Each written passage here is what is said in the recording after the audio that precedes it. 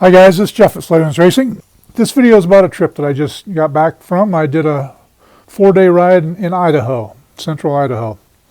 So it was a fantastic time. I want to go through my setup on my bike and how it worked, how it panned out for the ride. But first of all, I want to start with several shout outs. You know, there's a phrase out there that takes a village to raise a child. Well, I also think it takes a village to put together a good bike. You know, all my different companies that help me with these projects, with these builds, and you know, from the things that I put on my bike to the things I put on my body. You know, the guys at Climb have been providing me with excellent gear for many, many years. I'd like to give a big shout out to BJ, the general sales manager there.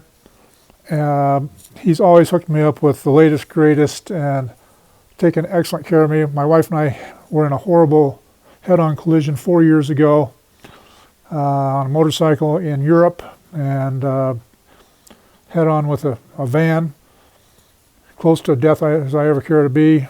We both were extremely close to checking out, and of course my gear was, it didn't get damaged in the crash, but of course they cut it off of me in the hospital, and well, actually out in the field.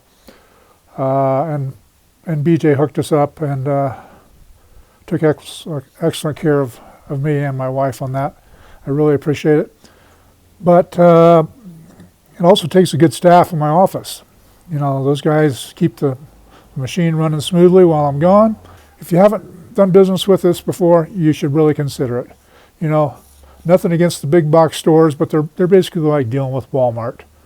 You know, you call up, nobody knows anything, you can't get good customer service. Yeah, you can get some free freight, big friggin' deal. But how about if you really need some help? And that's what we do.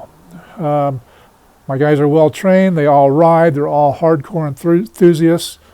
And they know what they're talking about, and they will give you excellent service. So give us a shot.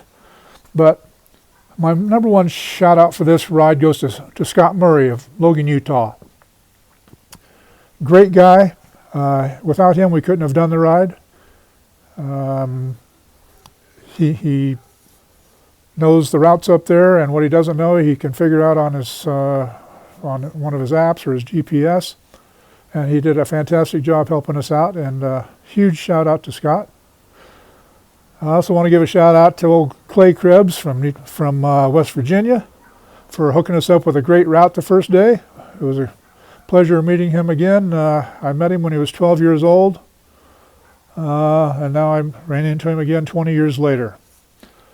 So that was a lot of fun. And I also want to give another shout out to our new friends from Beijing, China. There was a group of guys there from Beijing. They were riding with Mountain Slayers from Moab, Utah. Hooked them up with guide service and bikes. And it was a real pleasure to meet all that group, the guys from Moto Slayers as well as the Chinese guys. They were a lot of fun and excellent riders, and hope to see them again someday. But on with the bike setup here. So I've done a video already on how my bike's set up, but I just kind of wanted to review a few things. You can see it's still filthy from the ride. I haven't done a thing to it.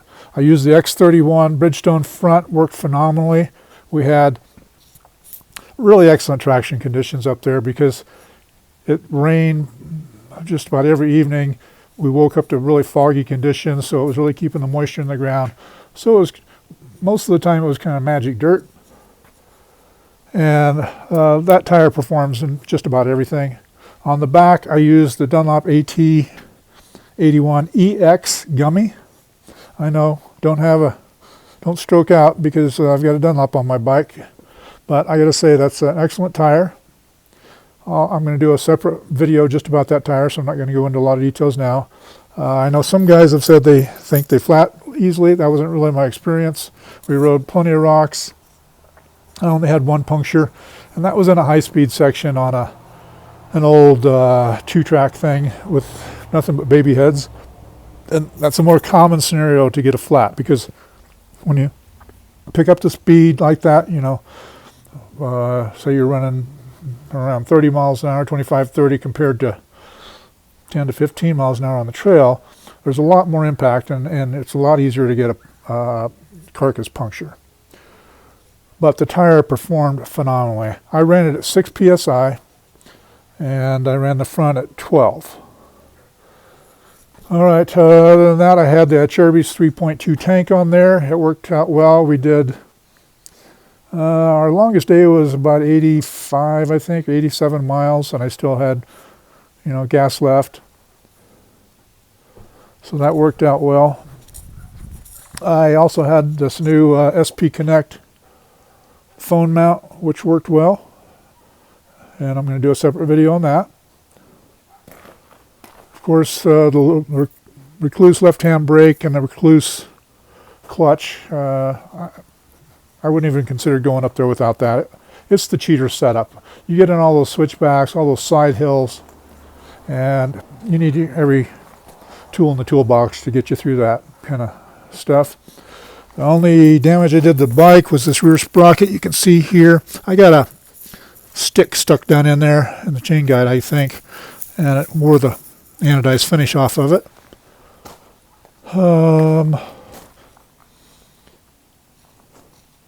So other than those things, guys, the bike worked phenomenally. I was smiling ear to ear the whole time. This new 24 300W motor and chassis combination is just pure friggin' magic. As I've mentioned before in a previous video, I pumped up the motor a little bit, changed the gearing. I ran 12/45 gearing up there, and that worked very well. We did extremely steep climbs, where we were in first gear for a long ways. But back to Idaho for a second. For those of you who have not been there before, I just want to give you a little heads up on what it's like. It's quite a bit different than Colorado. We've got more rocks in Colorado, less dirt. They've got more dirt and less rocks, which is nice because I get sick of rocks after a while. But their mountains are a lot different than ours. They're steeper. They have these extremely radical canyons with very steep walls, and you got to zigzag, switch back up and down those walls to get up on ridges, which are also sometimes are kind of hairball. And there's big consequences to those side hills, those shelf trails. They've got a lot of exposure. And by exposure, I mean, if you fall off, it's a long ways down.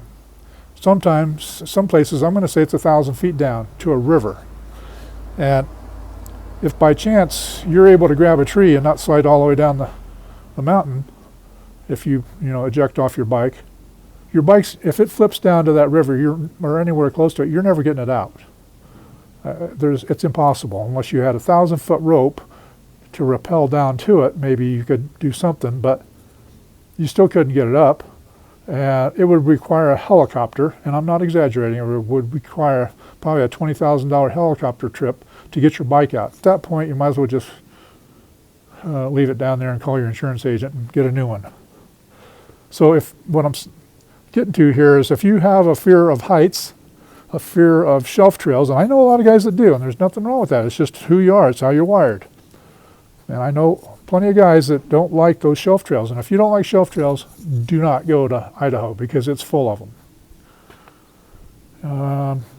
But there's a lot of phenomenal riding up there. One shout out I forgot. I'm sorry. I want to give a big shout out to Bill Dart that hangs out at Sawmill Station during the summertime, and Ross, who owns the Sawmill Station. Ross runs a tight ship there. It's very well kept, very nice cabins, very nice store. They put out some good food there. They've got a great gas station. They've got great signage. I mean, every little detail around the place has been thought through. Like I said, he runs a tight ship. Kudos to Ross for providing that for all the travelers that come through that area. All right, guys, I think I've rambled on enough here. If you have questions about my bike, about Idaho, about the guys I gave shout-outs to, please post your comments down below. I answer my comments unless they're absolutely ridiculous. Then they either get, knocked off the page, or just I don't respond.